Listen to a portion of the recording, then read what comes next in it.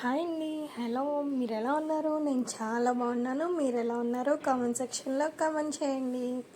ఈరోజు నేను పాలు రోజులాగా కాఫీ పెట్టుకుంటా అండి. పెట్టుకొని నేను పాలు పోసుకునేటప్పుడే స్టవ్ ఆఫ్ చేస్తాను. అలా ఆఫ్ చేశాను అనుకొని మర్చిపోయి మళ్ళీ అదే స్టవ్ మీద పాలు పెట్టేశాను. మా బాబాయ్ ఏడుస్తున్నాడు ఆ హడావిడిలో, అందుకని మొత్తం మాడిపోయిందండి.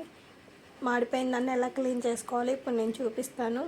బేకింగ్ సోడా అండి, వంట సోడా అంటారు. ఆ సోడా అండ్ వెనిగర్ వేసి మొత్తం దానికి స్ప్రెడ్ చేయాలి.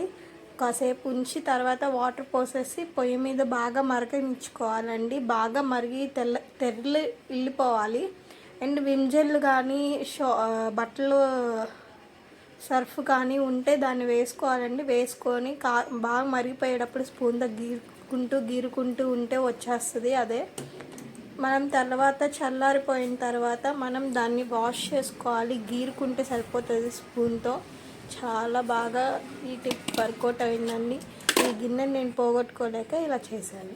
Thank you so much.